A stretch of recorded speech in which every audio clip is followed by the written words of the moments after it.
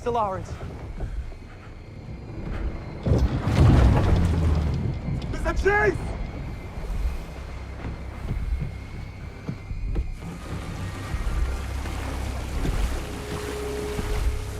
God damn it. Find Mr. Lawrence!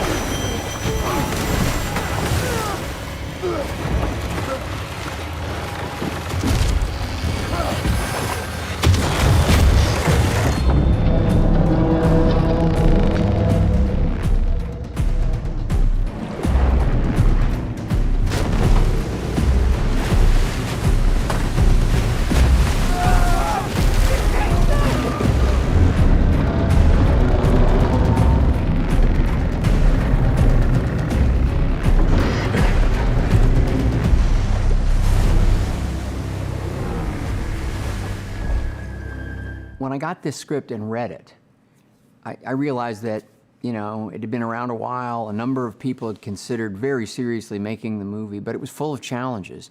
Challenges that could actually now be met. You could capture this story. You could put it on the big screen in a way that was convincing, exciting, you know, and lived up to the promise of what this story could offer. It was your order to set Stunzel, sir. That decision was sound. The men needed testing. So you send them into a storm? That was unlucky. No, it was bad seamanship.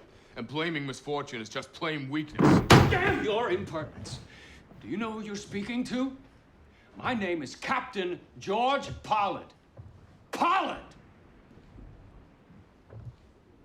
And you, Mr. Chase, no matter how many whale pins you may have on your lapel, are nothing more than the son of a farmer who's managed to bully his way into an officer's tunic. Now get out. To return to port without a single barrel of oil would be a mistake, sir. And not behoove a man whose name is Pollard. Or Chase, for that matter. And the best thing for both of us would be to work all hours God sends us. Fill this ship with oil and be home inside a year and rid of one another as quickly as possible. Trust me, I am every bit as desirous of that as you. Of course, that is the captain's decision. You're on the deck of the ship, you know, you feel it like this, and you go up on the mast, and you've got the added, you know, you feel like a pendulum up there. And I was sort of harnessed in, but it, you know, used every bit of strength to kind of hang on because you felt like you were going to topple off. But it's a beautiful view up there, man. It was a pretty special spot to, you know, spend the day and call it your office. You know, it was you don't often get that sort of 360 view of the world and the ocean up there. It's beautiful. Sir, squall the starboard bow. We must shorten sail immediately. Not just yet, Mr. Chase. So we are headed into a squall at more than 8 knots, and it's moving faster than that. Let it come. Men are soft for months on land. They need a good baptism. Let them know our work has begun. If we don't shorten sail and pair off, it'll catch us on the beam. Mr. Chase, we will stand on. Mr. Lawrence, hold our course. Holding course, sir. We'll lose half a day running like that. We'll skirt the edge of it. If the men can't handle a gust like this, then God help us all.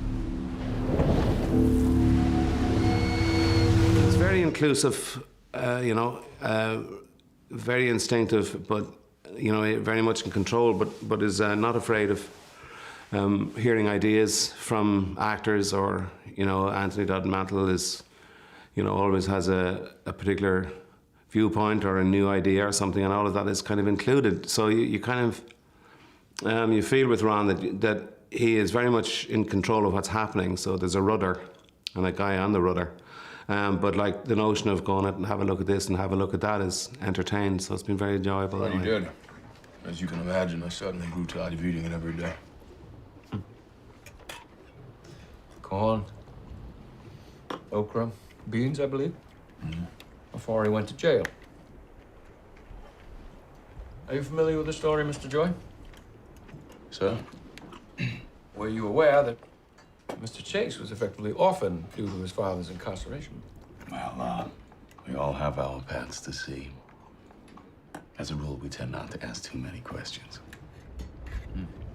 Can't have been easy, though. Yet, You had Nantucket's great seafaring family to adopt you? This is far from the first time I've been called a landsman or an off-islander by some Nantucket, reminding me how I am not a part of that family. Now, if the captain will excuse me, there are whale boats and watches to assign. Pretty rigorous and pretty physical, the whole shoot, even the stuff on stage in London. And you know, we did a lot of prep beforehand, all of us, like, you know, learning how to row and spending time on sailing ships, and also, which I think is sort of the most important, was sort of bonding as actors and as a group.